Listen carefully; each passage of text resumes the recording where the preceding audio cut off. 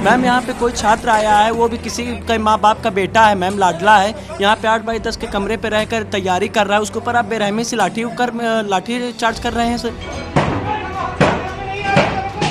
आप वीडियो देखी होंगी, ये दरवाज़ा इतनी गली है, उसमें अपनी बट से मार रहे थे और पुलिस वाले ये खिड़की खोल करके यहाँ से उनको गाली बक करके उनको बाहर निकालने का काम कर रहे थे। पहले क्या था, पहले एकदम मोटिवेट कर दिया जाता था, बुला के कोई ठाकुर, कोई यादव तो कोई मुस्लिम, सबको बांट दिया जाता था। अब मगर जो छात्र हैं, अब वो रोजगार के मुद्दे पे आके ये अपना हुक्मरान चुनेंगे। क्या एकजुट हो रहा है छात्र? हो रहा है, एकता हम लोग तैयारी हम लोग करते जा रहे हैं। घर से एक प्रेशर रहता है कि किसी भी तरीके से नौकरी लेकर के आओ, क्योंकि घर वाले तो ये कभी पूछते ही नहीं है, लोग कभी ये पूछते ही नहीं है कि इलाहाबाद आप गए, जो सरकार पेपर करा रही है उसमें पर्चा लीक क्यों हो जा रहा है, सुप्रीम कोर्ट हाई कोर्ट में क्यों चला जा रहा है। हमसे यह सवाल पूछा जाता है कि तुम 5 साल से इलाहाबाद में हो, नौकरी क्यों नहीं पा रहे हो। और इसका दबाव इतना ज़्यादा है कि बहुत सारे हमारे छात्र भाई जो हैं वो आत्महत्या कर ले रहे हैं। तो आए दिन हम लोग सुनते थे कि आज किसी छात्र ने आत्महत्या की, कल किसी छात्र ने आत्महत्या की। तो ये आत्महत्या की खबरें बहुत तेज़ी से फैल रही थी और इसको बाकायदे कोई छात्र यहाँ पर रहते हुए अपनी ज़िंदगी को कुर्बान कर दे रहा था। आप सोच सकती हैं कि कितनी बड़ी चीज़ है, लेकिन उसको अखबारों में भी जगह नहीं दी जाती थी। दिन के समय हम शूट कर रहे हैं और आपको लग रहा होगा कि आधी रात गुजर चुकी है। यहाँ बिल्कुल इस लॉज में जितना अंधेरा है, उतना इन युवाओं की ज़िंदगी में भी ये जो है अंधेरा छा गया। और हम देखते हैं कि अक्सर प्रधानमंत्री और इस देश के मुख्यमंत्री भी लगातार युवाओं का जिक्र करते रहते हैं और हम जानते हैं कि दुनिया में सबसे युवा देशों में भारत एक है और युवा देश का मतलब युवाओं की तादाद यहाँ पर ज़्यादा है। तुम नौकरी कब तक तलाश करती रहोगी? अब घर वापस आ जाओ, शादी कर देते हैं। हाँ, ये तो है। जैसे मेरे घर वाले भी यही चाहते कि मैं 3 साल से यहाँ पे हूँ, लगातार दबाव बनाते हैं कि कोई वैकेंसी नहीं तुम क्लियर कर रही हो, तुम्हारी उम्र भी होती जा रही है, तुम घर चली आओ। बहुत से लड़कियों के लिए तो और ज़्यादा दिक्कत होती है। उनके तो मतलब पहली बात तो भेजते नहीं है पढ़ने के लिए, जब भेजते हैं तो फिर दबाव बना रहता है इनके ऊपर। बिना बात के जो निर्दोष हैं उनके भी लाठी चलेगी, तो वो यहाँ से ये लाठी खाने तो आए नहीं, यहाँ पढ़ के नौकरी रोजगार लेके तब घर जाने के लिए आए थे, ना कि अपना जख्म लेके जाने के लिए आए थे। हम लोग गांव से आए हैं यहाँ पे पढ़ने लिखने के लिए मैम, और यहाँ पे बोला जाता है कि नौकरियाँ नहीं है, आप लोग पकौड़ा तलिए। तो मैम हम लोग तो पकौड़ा तलने के लिए आए नहीं हैं, ना किसी के माँ बाप ने यहाँ पकौड़ा तलने के लिए भेजा है। मज़ेदार चीज़ ये है कि कोई पार्टी आती है तो लैपटॉप देने की बात कर रही है, कोई टैबलेट देने की बात कर रही है, कोई स्कूटी देने की बात कर रही है। हमारा मुद्दा है कि हमको रोजगार दे दीजिए, हम टैबलेट भी खरीद लेंगे। मैं अपनी व्यक्तिगत बात बता देता हूँ। मैं कुराओं से बिलोंग करता हूँ, इलाहाबाद ज़िले से, और हमारे पियरी छोटा सा कस्बा है, वहाँ पे 1822 वोट है। उस 1822 वोट में मैं अकेला स्टूडेंट हूँ जो इलाहाबाद आज तक में आया हूँ। में भर्ती चाहते थे, लेकिन उसके लिए अब आप ओवर एज हो गए हैं, तो अब क्या करेंगे? अब तैयारी यहाँ पे करने आए हैं, पुलिस की तैयारी करेंगे, देखेंगे भर्ती आएगी तो। विश्व गुरु बनने का सपना देखते हैं, कहते हैं कि देखिए जितने लोग उतने हाथ, लेकिन इन हाथों को काम नहीं है, इन हाथों को नौकरी नहीं मिल रही। ये रोजगार की बात नहीं करते। जब आप रोजगार की बात करेंगे तो ये हिंदू मुस्लिम करेंगे, राम मस्जिद करेंगे। मैम मैं पूछना चाहता हूँ कि राम मंदिर का फैसला तो सुप्रीम कोर्ट के माध्यम से आया ना मैम, तो इन्होंने राम को कहाँ लाया?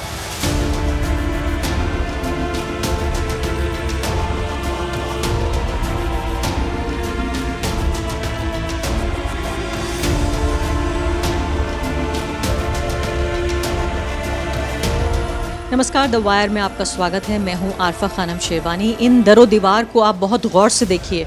अगर आप थोड़ा गौर से देखेंगे तो आप पहचान जाएंगे कि ये वही खिड़कियां हैं, ये वही दरवाजे हैं जहां पुलिस ने बाकायदा अपनी बेटन से यहाँ पर इसको मारा और तोड़ा। यानी ये खिड़कियाँ भी, दरवाजे भी, क्योंकि कुछ प्रदर्शनकारी छात्र यहाँ पर कम्पेटिटिव एग्ज़ाम्स की तैयारी कर रहे थे और उसके बाद वो उन छात्रों में शामिल थे जो विरोध प्रदर्शन कर रहे थे कई मुद्दों को लेकर, जिसमें रेलवेज़ में भर्ती के जो एग्ज़ाम्स हैं उनमें कुछ समस्याएं आई थी, उनको लेकर था। एक जनरल बेरोज़गारी को लेकर भी जो पूरा माहौल बना, उससे हज़ारों की तादाद में युवा सड़कों पर उतरे। हमने देखा कि उत्तर प्रदेश से लेकर और बिहार तक ये पूरा आंदोलन चला काफ़ी दिनों तक।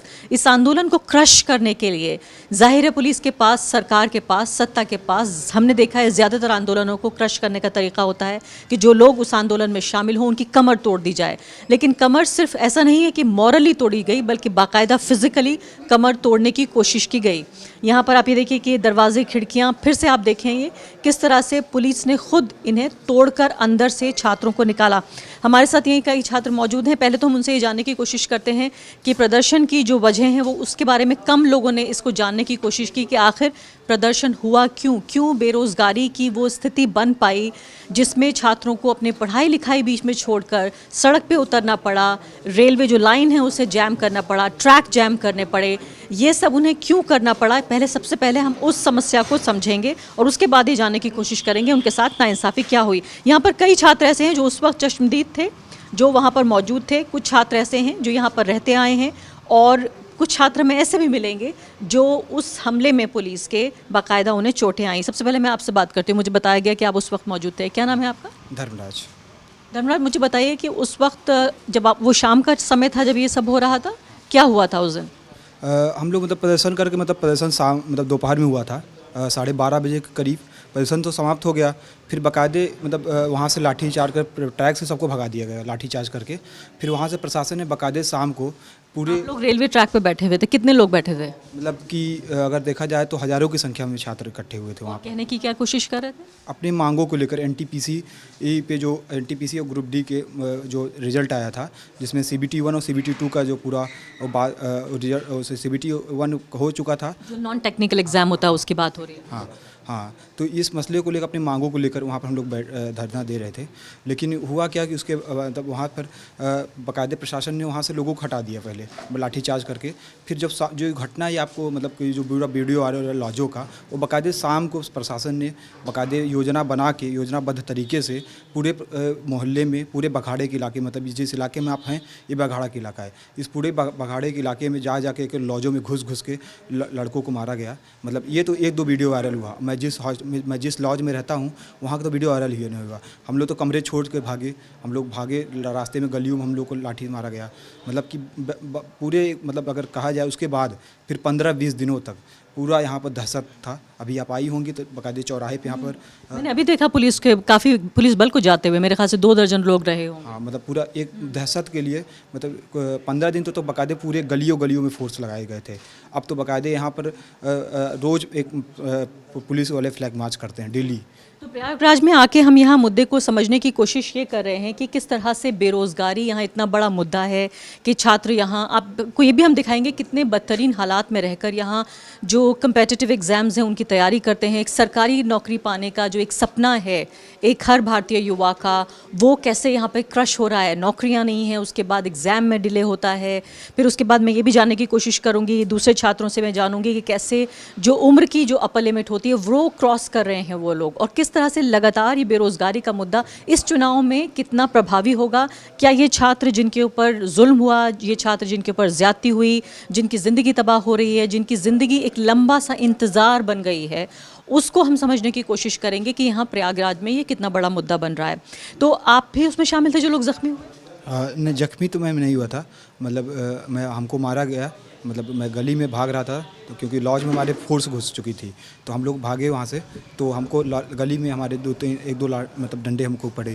फिर भाग के हम अपने साथियों के, अन्य दोस्तों के साइड लॉज में चले गए जहाँ पर फोर्स नहीं पहुँची थी। तो जैसे इस लॉज में जहाँ हम ये शूट कर रहे हैं, ये कितनी मंजिला इमारत है? ये 3 मंजिला है। 3 मंजिला इमारत में कितने कमरे होंगे? टोटल अगर देखा जाए 20 से 25 कमरे यहाँ पर। और कितने लोग रहते हैं?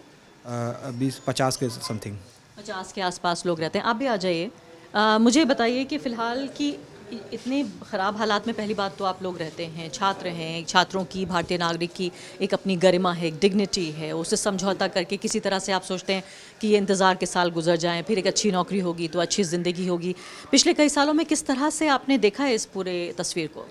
मैम, मुझे तो रहते हुए इलाहाबाद में लगभग 5 साल का समय बीत चुका है और 5 सालों में अगर देखा जाए तो SSC की वैकेंसी लगभग 40% कम हो चुकी है। इसके अलावा UP SSC की वैकेंसी पिछले 2 साल से हुई नहीं, कंप्लीट ही नहीं हुई है।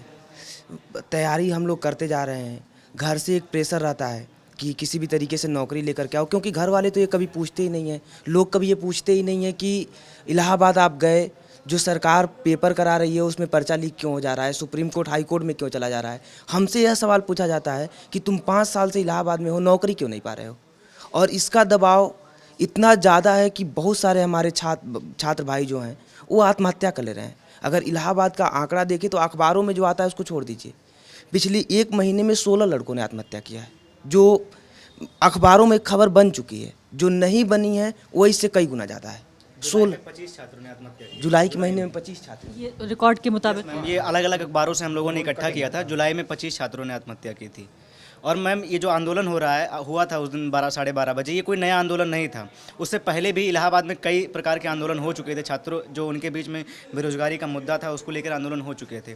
हम लोग यहीं बगल में सलोरी में रहते थे, तो आए दिन हम लोग सुनते थे कि आज किसी छात्र ने आत्महत्या की, कल किसी छात्र ने आत्महत्या की। तो ये आत्महत्या की खबरें बहुत तेज़ी से फैल रही थी और इसको बाकायदे कोई छात्र यहाँ पर रहते हुए अपनी ज़िंदगी को कुर्बान कर दे रहा था। आप सोच सकती हैं कि कितनी बड़ी चीज़ है, लेकिन उसको अखबारों में भी जगह नहीं दी जाती थी, बल्कि उस मुद्दे को भटका के किसी और तरह से कोने में ऐसे लिख दिया जाता था कि छात्र ने कर ली खुदकुशी या प्रेमिका के चक्कर में या कुछ चक्कर में, मतलब उस मुद्दे को अलग डाइवर्ट कर दिया जाता। ये नहीं बोलते कि बेरोजगारी की वजह से की या हताशा में की। बिल्कुल मैम। और आप सुशांत सिंह राजपूत का केस देख सकती हैं। उस आत्महत्या पर कई पूरे साल डिबेट चले, कितने सारे काम हुए, लेकिन यहाँ पे आप पूरे साल में देखेंगे तो हज़ारों छात्र आत्महत्या करते हैं इसी इलाहाबाद में, लेकिन एक भी छात्र की आत्महत्या पे कोई रिसर्च, कोई जांच नहीं बैठती, कुछ नहीं होता है।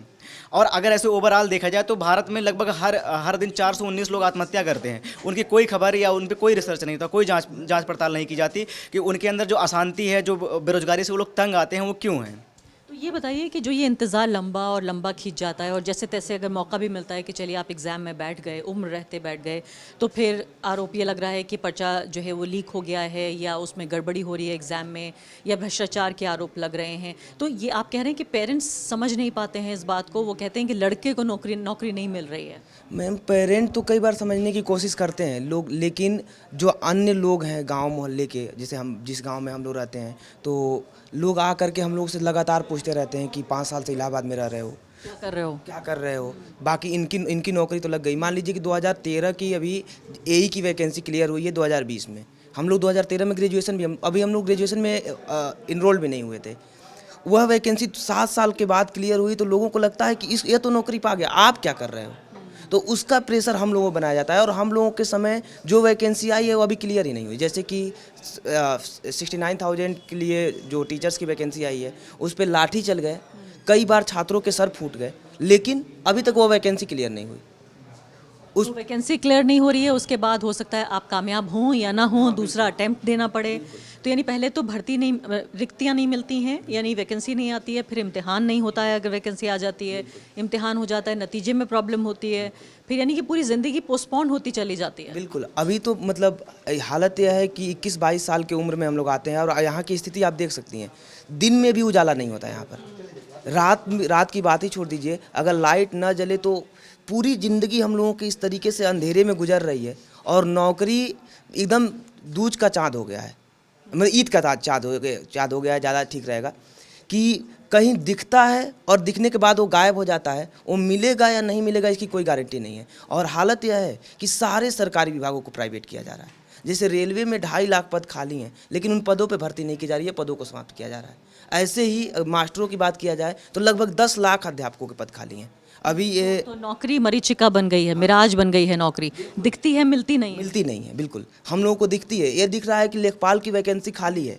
5 साल पहले जब योगी सरकार बनी थी उस समय बात हुई थी कि हम आएंगे तो 90 दिनों के भीतर सारी नौकरी भर देंगे और 70 लाख नौकरी देंगे।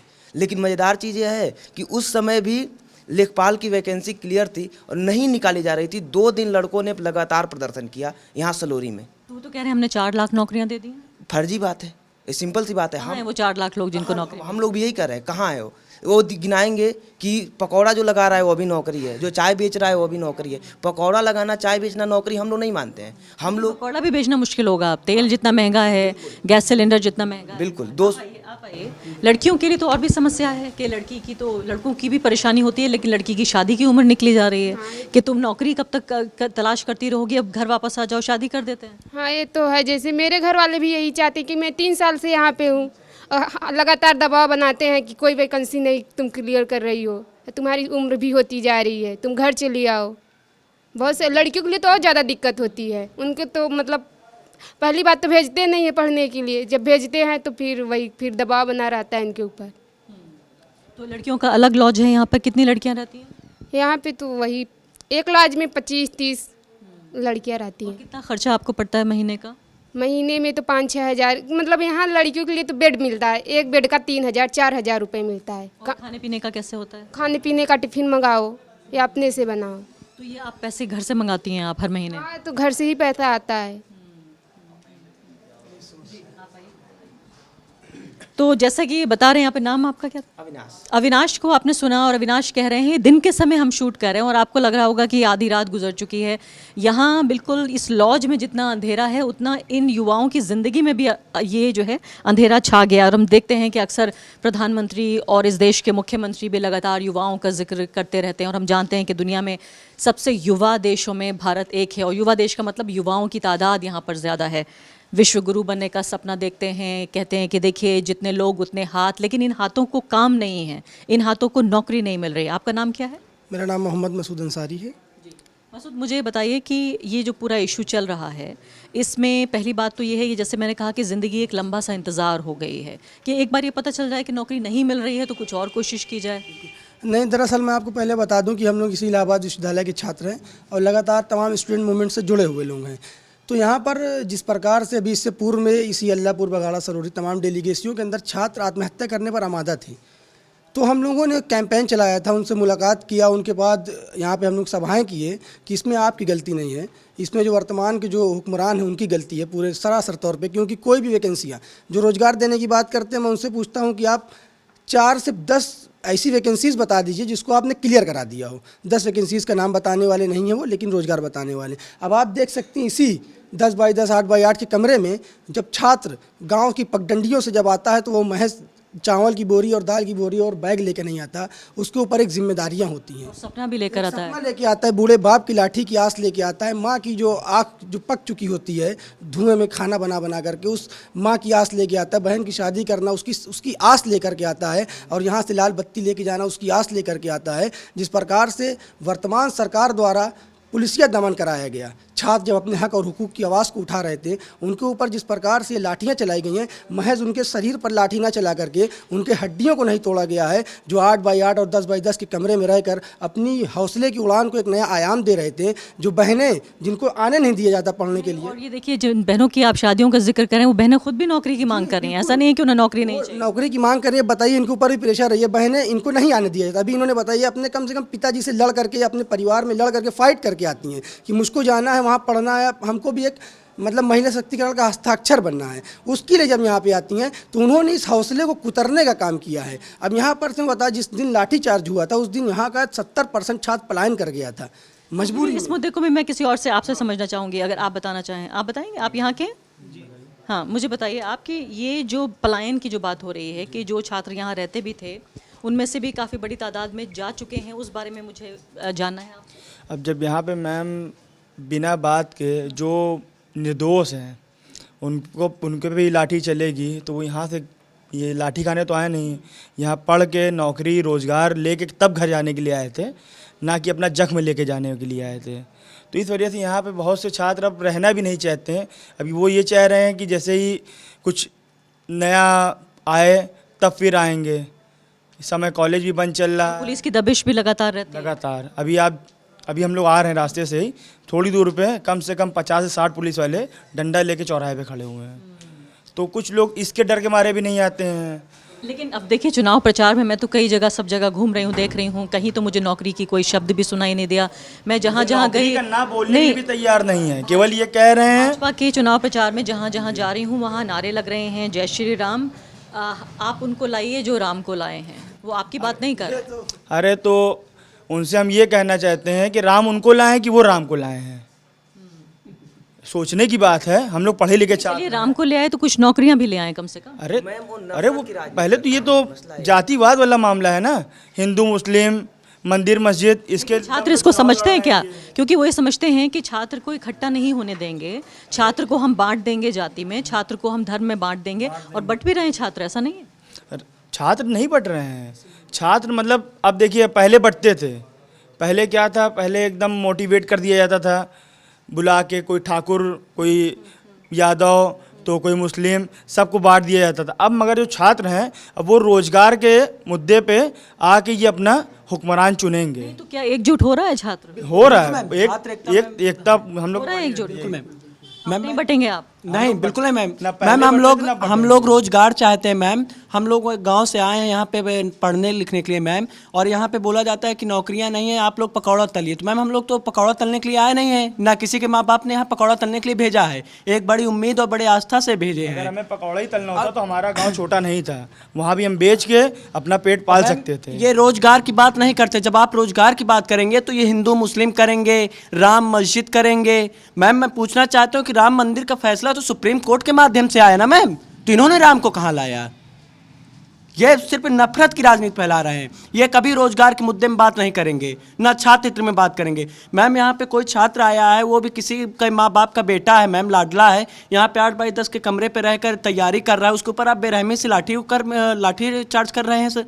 ये कहीं का न्याय नहीं है, ना ही इंसाफ है। मारे तो मारे, मगर अभद्र तरीके से गाली बक के घसीट के यहाँ से ले जाया गया है। और मैम घसीट के जो लाठी चार्ज हुआ मैम, वो आप एक स्थल पे करिए ना, जहाँ पे प्रदर्शन कर रहे हैं तो वहाँ पे करिए। जो छात्र अपने रूम पे हैं उनको आप कैसे निकाल के मार सकते हैं? ये तो गैर तरीके से गैर कानूनी है ना मैम। एक ही बार FIR होती है, जबकि लीगल तौर पे देखा जाए घटना कोई वारदात होती है उसकी एक ही बार FIR होती है। अब छात्र ने जो वहाँ प्रदर्शन किया वो वहाँ पर थे, आपको उनको वहाँ पे उन्होंने लाठीचार्ज किया। उसके बाद जिस प्रकार से यहाँ पे मैं आप वीडियो देखी होंगी, ये दरवाज़ा इतनी गली है, उसमें अपनी बट से मार रहे थे और पुलिस वाले ये खिड़की खोल करके यहाँ से उनको गाली बक करके उनको बाहर निकालने का काम कर रहे थे। तो वो लोग मतलब अभी आपने कहा कि रोजगार के नाम पर इस देश के अंदर जिस प्रकार से फासिस्टवादी ताकतें जन्म ले रही हैं, जिस प्रकार से धर्म संसद बुलाया जा रहा है, जिस प्रकार धर्म संसद बुला करके इस देश के लिए अपना सब कुछ निछावर कर देने वाले महात्मा गांधी जी की शान में गुस्ताखियाँ करी जा रही है, और आज़ाद भारत में सबसे पहला सांप्रदायिक हमला करने वाले के शान में कसीदे पड़े जा रहे हैं। ये हिंदुस्तान की एकता, अखंडता और हिंदुस्तान की छवि को धूमिल करने वाला काम हो रहा है। इसके खिलाफ पूरा नौजवान मूड बना लिया है इस बार रोजगार के नाम पर। बोलेंगे जी, मुझे ये बताइए कि सरकार को, पार्टियों को, खासकर भाजपा का मैं जिक्र करूंगी क्योंकि 5 साल भाजपा यहाँ रही आपके प्रदेश में और 8 साल होने जा रहे हैं केंद्र में। उनको ये बात साफ पता चल गई है कि हमने नागरिक नाम की संस्था को हम ख़त्म करना चाहते हैं, क्योंकि नागरिक को हम बांट देंगे कि आप फलां धर्म के हैं, आप फलां धर्म के हैं, आप जाति के हैं, ना नौकरी का सवाल उठेगा, ना रोज़गार का सवाल उठेगा, ना भूख का सवाल उठेगा, किसानों का, मजदूरों का मुद्दा नहीं उठेगा। इस चुनाव में क्या आपको लगता है कि ये बात लोगों को आखिरकार समझ में आ रही है कि उनकी नागरिकता ये नहीं कि कागज़ पे ख़तरे में, बल्कि नागरिकता की जो ताकत होती है जिससे सरकारें सिंहासन हिल जाया करते हैं, वो ख़तरे में है? और बिल्कुल मैम, ये जनता को लगता है, और ख़ासकर जो युवा आबादी है इसको लगता है, यही कारण है कि हम लोग अभी आ रहे थे, प्रशासन और सरकार में इतना डर है कि लड़के कब बोलेंगे अपनी बात को, तो आप लगातार फ्लैग मार्च करें। लड़कों को लगता है, हम लोगों को लगता है कि हम लोग कश्मीर में जीना शुरू कर दिए हैं, क्योंकि हर दूसरे दिन चौथे दिन यहाँ पे 100 की संख्या में, 50 की संख्या में लाजों के बाहर गलियों में पुलिस टहलते दिखाई देते हैं, बट को ठोकते हुए। और सबसे बड़ी बात मैम, जो RRB NTPC का भी हाल में प्रदर्शन हुआ था, उसमें एक नारा उठा था, हमें मंदिर मस्जिद नहीं चाहिए, हमें चाहिए रोज़गार। लेकिन आज जो मीडिया है, तमाम जो कथाकथित मीडिया अपने आप को कहती है, इन मुद्दों को, जो एक प्रॉपर मुद्दा होता है युवाओं का कि हमें मंदिर मस्जिद नहीं चाहिए, हमें चाहिए रोज़गार, इसको गायब कर दिया। इसको छात्र और प्रशासन के बीच में एक युद्ध का रूप दे दिया गया कि ये भड़के हुए छात्र दरअसल RRB के पूरे, मतलब इसमें होता है कि सरकार कहती है मैंने 14 लाख लोगों को रोज़गार दे दिया। इसमें छात्र ब्लैकमेल होता है, क्योंकि जब टीवी आप देखते हैं हर घर में लगा हुआ है, DDH लगा हुआ है, तो उसमें फ्लैश में खबरें चलती रहती हैं कि सरकार ने इतने लाख लोगों को रोज़गार दिया। तो बाप पूछता है, पड़ोसी पूछता है, बेटा नौकरी कब लगेगी? तो छात्र ब्लैकमेल होता है कि मैं जवाब क्या दूँ, क्योंकि इधर पेपर में रोज़ आ जाता है कि योगी ने इतने लाखों लोगों को नौकरियाँ दी, और लोग मिलते नहीं हैं हमें, वो लाखों लोग कहाँ गए? बिल्कुल, नौकरी पाके कहाँ खुश अपनी ज़िंदगी गुजार रहे हैं? नौकरी मिल ही नहीं पाती। इधर एक मीडिया तो बताती है कि एक बात मीडिया बताती है कि नौकरी मिली, लेकिन लड़कों को पता है कि नौकरी आई ही नहीं, और जो आई है उसमें ये वही जैक का काम हो रहा है, जिनके पास अभी वीडियो की वैकेंसी पिछले साल आई थी, आई और चली गई, किसी को पता नहीं चला, कुछ लोग ज्वाइनिंग भी हो गए। आप यहीं हाई कोर्ट में क्लर्क की भर्ती आती है, और जो नंबर गेन करते हैं 100 में 100 नंबर गेन करते हैं क्लर्क की भर्ती के लिए, फिर भी पोस्टें भर जाती हैं, पता नहीं चलता कब हो गई। क्लर्क की नौकरी के लिए भी इतना संघर्ष है। मुझे बताइए, जैसे यहाँ पर ये लोग रहते हैं, तो ये किन किन एग्ज़ाम की तैयारी कर रहे हैं? मैं यहाँ पे किसकी एग्ज़ाम की तैयारी? मैं तो NET JRF और सिविल देख रहा हूँ, लेकिन जब बच्चा चलता है घर से तो सोचता मैं सिविल की तैयारी करूँगा, और जब यहाँ आता है तो फिर कुछ दिन 2 महीने 3 महीने रहने के बाद उसके पोस्टर लग जाते हैं कहीं पे कि होम ट्यूशन के लिए संपर्क करें, क्योंकि उसको पता है कि यहाँ पे रहने के लिए, जीने के लिए 3,000 रुपये मंथली एक तो कमरे का किराया है, उसके बाद बाहर निकलते हैं क्योंकि 24 घंटे होते हैं और 24 घंटे में हर लड़का अपना 5 रुपये की चाय की काउंट किए कि हम कब चाय गिन रहा है वो। गिन रहा है। और गोलगप्पे खाने होते हैं तो उसके लिए सोचता है कि 10 रुपये में हमको 6 मिलेंगे कभी, तो उसमें भी सोचता है कि लूँ कि ना लूँ। वो छात्र करता है कि 6 के हम वो 7 दूँ। उसके बाद वो छात्र सिविल की तैयारी करते करते होता है कि हमको कुछ मिल जाए, तो RRB से लेके ग्रुप डी में जितनी भी नौकरी, अभी आपने देखा होगा कि पिछले साल आई थी ये नालों की सफाई करने के, सफाई कर्मी नौकरी, उसमें भी PhD होल्डर गए थे। और अब प्रशासन, यहाँ की सरकार इतनी निकम्मी है कि उस काम के लिए ट्रेनिंग के नाम पे 10-10 दिन 20-20 दिन वो लोग करा ले रहे हैं और पैसा ले लेते हैं। बिल्कुल। तो ये जो चीज़ें हैं आपको गलियों में हर जगह मिल जाएंगे कि ट्यूशन के लिए, लेकिन कितने बच्चों को ट्यूशन पढ़ाए, कितने लोग पढ़े आप कह रहे हैं IAS बनने का सपना लेके गांव से लड़का निकलता है और उसके बाद आखिरकार ग्रुप डी में भी अपनी जगह नहीं पाता, तो सोचता है नाली साफ करने की नौकरी मिल जाए, वो भी नहीं मिल रही है। नहीं मिल इलाहाबाद यूनिवर्सिटी में पढ़ते हैं, मतलब इलाहाबाद यूनिवर्सिटी में ज़्यादातर छात्र इसी से सपना लेकर UPSC की आते हैं। अंतों मतलब 3rd ईयर आते आते तक ये होता है कि वो UPSC का मतलब कंप्लीट करने के बजाय वो SSC CGL तमाम अन्य कॉम्पिटिटिव एग्जाम देखने लगते हैं, वनडे एग्जाम तैयारी करने लगते हैं। क्योंकि UPSC में भी आज मतलब बड़े बड़े कोचिंग संस्थाएं जहाँ पर 1-1 लाख 1.5 लाख रुपए फीस है, जो उसको क्वालिफाई कर लेगा, जो उसको अफोर्ड कर पाएगा वही कोचिंग कर सकता है। और एक जो बड़ा मुद्दा भी उभर रहा है वो है प्राइवेटाइजेशन को लेकर। जो सरकारी संपत्तियां हैं, ऐसा लगता है कि हमारी जो मौजूदा पार्टी है उसकी खुद की बापौती है, वो जब चाहें बेच दें, जैसे चाहें बेच दें। इलेक्ट्रिकल इंडिया लिमिटेड जो है उसको बेच दी, जो शाहदरा वहाँ पर साहिबाबाद में था, वो कहीं खबर भी, टेंडर भी नहीं निकला, पता नहीं वो बिक गई, किसी को मालूम नहीं चला। रेलवे की सिग्नलिंग बेची जा रही है। इसके अलावा अब बिजली विभाग, अभी पिछले दिनों बिजली के कर्मचारी जो थे वो 3-4 दिनों तक लगातार आंदोलन करते रहे, तब सरकार उन लोगों को मौका दी कि मार्च में हम फिर आप लोगों के कामों का वो करेंगे, मूल्यांकन करेंगे और उसके बाद इसका प्राइवेटाइजेशन करेंगे या नहीं करेंगे हम फिर तय करेंगे। 1991 के बाद से जो LPG की नीतियां लागू हुई हैं वह छात्रों नौजवानों के ऊपर कहर बन के टूट रही हैं। और मज़ेदार चीज़ ये है कि कोई पार्टी आती है तो लैपटॉप देने की बात कर रही है, कोई टैबलेट देने की बात कर रही है, कोई स्कूटी देने की बात कर रही है। हमारा मुद्दा है कि हमको रोजगार दे दीजिए, हम टैबलेट भी खरीद लेंगे, लैपटॉप कि हम राशन दे रहे हैं, 5 किलो राशन दे रहे हैं, 5 किलो राशन दे रहे हैं और 169 रुपये का झोला दे रहे हैं साथ में, और झोले पे मोदी जी का फोटो बड़ा सा बना हुआ है। मतलब आप सोचिए 5 किलो राशन दे तो रहे हैं, पर इसका कौन जवाब देगा जो अन्य पशुओं से किसान परेशान हैं। 5 कुंटल जो हमारा हर महीने नुकसान हो जाता है राशन को, उसका कौन जवाब देगा। 5 किलो तो राशन दे रहे हैं, पर उसका कौन देगा जवाब जो 5 कुंटल हो जा रहा है नुकसान। यहाँ पे सूखा आता है, बुंदेलखंड से मैं बिलोंग करता हूँ, सूखा आता है, बाढ़ आती है, कुछ भी होता है, उसका कुछ मुआवजा नहीं मिलता है। और बोलते हैं कि हम 5 किलो, मैम 5 किलो राशन में किसका परिवार चलता है। सवाल ये है कि राशन देना आपका काम है, एहसान नहीं है, एहसान नहीं है। वैक्सीन लगवाना आपका काम है। मतलब क्या इसके पहले वैक्सीन नहीं लगी थी देश में? इसके पहले भी मुझे किसी ने कहा, सीतापुर में मैं गई थी तो उन्होंने कहा कि वैक्सीन पे मोदी जी का फोटो है, डेथ सर्टिफिकेट पे जो कोरोना से मर गए लोग उस पे फोटो क्यों नहीं है उनका? नहीं, डेथ सर्टिफिकेट, हाँ वैक्सीन पे जैसे उनको छुपाना है ना, कि हम ये छुपाना चाहते हैं कि इंडिया में तो कुछ लड़कियां भी हैं, या जैसे मैंने आपसे कहा कि सपना लेकर IAS PCS, उसके अलावा फिर सपना छोटा होता जाता है, फिर सपना गायब होने लगता है। हम आपकी बातचीत लड़कियों से भी करा रहे हैं, लड़कियों के लॉज से आ गई हैं। क्या नाम है आपका? शिवा। शिवा जी, आप कहाँ से हैं? मैं इलाहाबाद में रह गई हूँ, कमरा लेकर के, प्रयाग स्टेशन के पीछे। और कहाँ से आती हैं आप? मैं उन्नाव से आती हूँ। उन्नाव से आती हैं। तो आपकी उम्र कितनी हो गई और आप कब से तैयारी कर रही हैं? आपने क्या पढ़ाई लिखाई की है? आप क्या बनना चाहती हैं? मेरी उम्र 28 साल होने वाली है और मैंने BA किया है। मैं यहाँ PG के लिए आई हूँ और मैंने एडमिशन लिया है, लेकिन अभी एग्ज़ाम दिया है, अभी कट ऑफ आई नहीं है।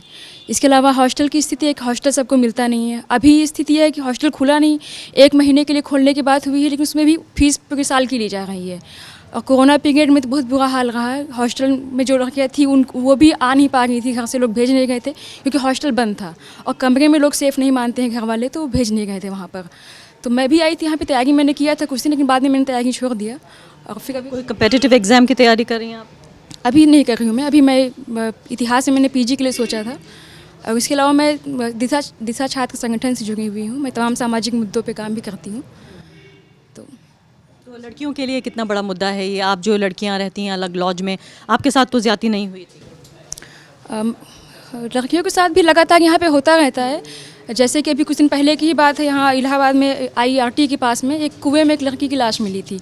उसके साथ 5 लोगों ने बलात्कार करके उसको मार के वहाँ पे डाल दिया था। तो इस तरह की घटनाएं तो आए दिन होती रहती हैं और घर से भी लगातार दबाव बनता रहता है कि माहौल सही नहीं, हॉस्टल बंद है तभी वापस आ जाओ, तो पढ़ाई पे लगातार दबाव बनता रहता है। आप ये बात भी समझने की कोशिश करिए कि जो लॉ एंड ऑर्डर की सिचुएशन जो ख़राब है, जिसको बार बार फ्लैगशिप प्रोग्राम की तरह दिखाया जाता है कि देखिए भारत में खासकर उत्तर प्रदेश में जो लॉ एंड ऑर्डर है वो दुरुस्त कर दिया गया है। जब लड़कियां घर से बाहर निकलती हैं तो उनके साथ ये भी जिम्मेदारी लगातार बनी रहती है कि अपने को सुरक्षित रखें और अपने माँ बाप को भी ये सुनिश्चित रखें, उन्हें विश्वास दिलाएं कि वो सुरक्षित हैं। अब मैं आपसे पूछना चाहती हूँ, आप मुझे बताइए, तो अब ये बताइए कि आपके पास मौका क्या है, अपनी बात कैसे आप सरकार तक पहुँचाएंगे? अब चुनाव का मौसम आ गया है, आप वोट के ज़रिए बताएंगे कि आपकी पहचान क्या है या फिर वो जाति धर्म में बढ़ जाएंगे? नहीं, हमारा तो सबसे मतलब ताकतवर हथियार वोट ही है सरकार बदलने का। और जाति धर्म तो हम बढ़ने वाले हैं नहीं, हम लोग छात्र हैं, हम लोग पढ़े लिखे नागरिक हैं, तो हम लोग तो यही वोट ही एक माध्यम है गलत चीज़ों को। सबसे बड़ी बात है कि जैसे युवा जो है वो जब पैदा होता है बचपन से, तो जो समाज है वो जो उसे सिखाता है, तो धर्म के नाम की जो चीज़ें हैं वो बचपन से उसके मन में पिरो दी जाती हैं। तो मीडिया के द्वारा या समाज के जो और लोग हैं, वो लोग भी कहाँ से सीखें? वो अपने पूर्वजों से जो समाज में सब दिन से चली आ रही है रीतियाँ कुप्रथा, उसी के द्वारा सीखे हैं। लेकिन अगर उन्होंने कहीं ना कहीं हमें अगर शहर में भेजा है तो वो लोग कि चाहते हैं कि जो चीज़ों का शिकार हम हुए हैं वो हमारे बच्चे ना हों, और हम पर भी ये जिम्मेदारी बनती है कि वो जो हमें शहर भेजे हैं तो ये कुरीतियाँ हम गाँव में जो जिस तरह फैली हुई, हम पढ़ लिख के जब वापस फिर अपने गाँव लौटेंगे नौकरियाँ पा के, तो हमारा ये उत्तरदायित्व सबसे बड़ा ये बन जाता है कि गाँव के लोगों से हम बाहर निकालें। तो अगर हम जाति धर्म मजहब में बढ़ जाएंगे तो कहीं ना कहीं हम अपने जो उद्देश्य है, हमारे माँ बाप के जो सपने हैं, जिस उद्देश्य से पूरा गांव हमको भेजा है, मैं अपनी व्यक्तिगत बात बता देता हूं। मैं कुरान से बिलोंग करता हूं, इलाहाबाद ज़िले से, और हमारे पियरी छोटा सा कस्बा है, वहाँ पे 1822 वोट है। उस 1822 वोट में मैं अकेला स्टूडेंट हूँ जो इलाहाबाद आज तक में आया हूँ, और अभी मैं यहाँ यूनिवर्सिटी से बीकॉम कर रहा हूँ। मेरे माँ बाप के भी सपने हैं कि नौकरी की लड़का करेगा। मैं यहाँ पे बैंकिंग की तैयारी करने आया था, लेकिन 2 साल से देख रहा हूँ कुछ बैंकिंग की वैकेंसियाँ नहीं आई हैं। तो फिर ये कहीं ना कहीं की तैयारी करें आप? बैंक PO की, तो जैसे कभी कभार आती हैं क्लियर, अभी वो कुछ हुई नहीं है। तो सबसे बड़ी बात ये लेकिन मन में चलती है कि यार जिस चीज़ की तैयारी कर रहे हैं, जब उसकी वैकेंसी ही नहीं आएंगी तो उस पर हम समय क्यों दे रहे हैं? क्योंकि यहाँ महीने 4 से 5 हज़ार रुपये महीने किराया लगता है, और हम लोग अगर कभी पैसे की जरूरत घर से नहीं आ पाता है तो काम भी हम लोगों को करना पड़ता है कि यहाँ काम करना, जैसे होटल में या बहुत सारी चीज़ें करनी पड़ती हैं। आपके पिता क्या करते हैं? मेरे पिताजी शिक्षा मित्र 10,000 रुपये कमाते हैं, 2 भाई हैं, और सबसे बड़ी बात है कि शिक्षा में से भी काट के पैसे आपको भेजते हैं? 11 महीने की सैलरी मिलती है उनको, और सबसे बड़े 10,000 रुपये में सरकार इस समय जो शिक्षा मित्रों की ज़िंदगी बना दी है, वो अगर मैं उनको BLO बना देंगे उसकी सैलरी उनको नहीं मिलेगी अलग से, और सब गांव में क्या कहते हैं वैक्सीनेशन में ड्यूटी लगा दें उसकी भी सैलरी उनको ना दें, और स्कूल बंद रहेंगे तब भी टीचर जाएंगे उनको पढ़ाएंगे, और अगर कोई ना खर्चा। और सबसे बड़ी बात है कि अगर वो आज से 35-40 साल पहले पढ़े हैं तो समाज का एक काम होता है कि जो हम कम पढ़े लिखे हैं तो इसका मतलब ये नहीं कि उनको हम छोड़ दें वहीं पे, उनको साथ लेके आगे बढ़ेंगे। लेकिन ये सरकार ऐसा कर रही है कि उनको पीछे कर दे रही है। जैसे अगर मैं आज की डिजिटलाइजेशन की बात करें, आप सबको पता होगा एक दीक्षा ऐप आया हुआ है। मेरे पिताजी फ़ोन नहीं चलाना जानते भाई, उस समय थे 2001 में थे, उतनी आधुनिकता नहीं थी, तो उनको थोड़ा सा दिक्कत हो रही है। लेकिन सरकारों द्वारा क्या किया जा रहा है, या तो आप उनसे शिक्षा का काम ले लीजिए, या तो फिर उनसे आप क्या कहते हैं वैक्सीनेशन करवा लीजिए, या तो उनसे आप उनको तो यहाँ तक ऐसा करवा दिया जाता है उनको गले की जो राशन की दुकान होती है गाँव में, जैसे वहाँ भी उनकी ड्यूटी लगवा, राशन बांट रहे हैं राशन। बताइए, एक शिक्षा मित्र से ये सब काम लिया जा रहा है, लेकिन तनख्वाह नहीं देते, नहीं देते। कहते हैं शिक्षा मित्र अयोग्य जब हैं तो इतने सारे काम, भाई वो भी तो अयोग्य हैं, अगर अयोग्य हैं तो क्या करूँ? तो आप आइए, मुझे बताइए कि अब जो भी पार्टी नई सरकार में आती है उससे आप युवा हैं जो नौकरी मांग रहे हैं, अपने लिए एक बेहतर भविष्य मांग रहे हैं, आपकी मांग क्या है? हमारी मांग ये है, हम आर्मी की भर्ती के लिए हम तैयारी करते थे, हमारी ओवर एज हो गए, हम NCC किए हैं 3 साल, उसके बाद यहाँ पे आए हैं, उम्र मेरी बीत गई 21 साल हो गई, अब तो इसके बाद यहाँ पे तैयारी करने के लिए अब क्या करेंगे? उम्र तो आर्मी में भर्ती चाहते थे लेकिन उसके लिए अब आप ओवर एज हो गए हैं, तो अब क्या करेंगे? अब तैयारी यहाँ पे करने आए हैं, पुलिस की तैयारी करेंगे, देखेंगे भर्ती आएगी तो मांग क्या है आपकी? मांग यही है हमारी सरकार से कि भर्तियाँ आएँ, और क्या। मेरा नाम प्रसेन है, और मतलब यहाँ पर पिछले काफ़ी लंबे समय से मैं काम में लगा हूँ, और बाकी इसके पहले भी 2003 में मैं यहाँ से पास आउट हुआ। अभी जो तो 20 साल गुजर गए। जी, काफ़ी लंबा समय गुजर गया। और इस पूरे लंबे समय में अभी के हालात हैं ये बड़े भयंकर हैं। मतलब कि जो छात्रों का आंदोलन पिछले दिनों हुआ, इन लॉजों में घुस करके पुलिस वाले जिस तरीके से लाठी डंडा फटकारे और जितना वो किया, और अभी भी पूर्वांचल लॉज और तमाम जगहों पर वो डटे हुए हैं। मतलब स्थिति तो ये यहाँ तक है कि इन लोगों ने ट्रेनों में हम लोगों के कुछ पत्रिकाएं निकालते हैं, उन पत्रिकाओं को लड़कों के हाथ में पाया तो बाकायदे उनको पुलिस वाले ट्रेन से उतार करके यहाँ पर कर्नलगंज थाने में ले जा करके बैठाए रहे शाम तक कि आप ऐसी पत्रिका क्यों पढ़ते हैं। तो मतलब बहुत बड़ा इशू है बेरोज़गारी का, और बेरोज़गारी का सवाल जुड़ा है जो इनकी पूरी पॉलिसी है। इनकी पूरी पॉलिसी ये है कि सारे पब्लिक सेक्टर को एक एक करके इनके निजी हाथों में इनको बेचना है। अभी जैसे नेशनल मोनेटाइजेशन स्कीम जो ये पूरी लाए हैं, राष्ट्रीय मौद्रीकरण पाइपलाइन की जो बात कर रहे हैं, तब उसको जिस तरीके से युवाओं में इस तरीके से बताया जाता है जैसे बहुत बढ़िया चीज़ हो रही है, लेकिन असल में सारे पब्लिक एसेट्स इनको बेच देने हैं। तो ये पहले से ही तैयारी कर रहे हैं कि छात्रों को डरा धमका के रखा जाए, इनको बोलने ना दिया जाए। जगह जगह इन पर, जैसे ये लोग कह भी रहे थे कि एक ठो FIR हो जाएगी, ज़िंदगी बर्बाद हो जाएगी। और आम स्टूडेंट्स के ऊपर अपनी माँ बाप की इच्छाओं का बोझ लदा रहता है और अपने भी सपनों का उनके ऊपर एक बोझ होता है। यहाँ पर लोग बहुत सामान्य परिवारों से आते हैं। मतलब जिस समय मैं यहाँ पढ़ रहा था और अभी के बीच में भी हालात यही हैं कि ट्रेन यहाँ पे पैसेंजर ट्रेनें रुकती हैं तो लड़के 10 किलो 12 किलो जो है गेहूँ चावल अपने सर पे लाद करके अपने कमरों पे पहुँचते हैं। मतलब घर परिवार से राशन वगैरह ले करके पहुँचते हैं, कुछ पैसे मिलते हैं, किसी तरीके से छात्र यहाँ पे सरवाइव कर पाता है ताकि पढ़ लिख करके कल को रोज़गार मिले। द वायर के और वीडियोस देखने के लिए सब्सक्राइब करें और बेल आइकन पर क्लिक करें। स्वतंत्र पत्रकारिता की आर्थिक मदद करने के लिए डिस्क्रिप्शन में दिए गए लिंक पर जाएं और अपनी राशि चुनें।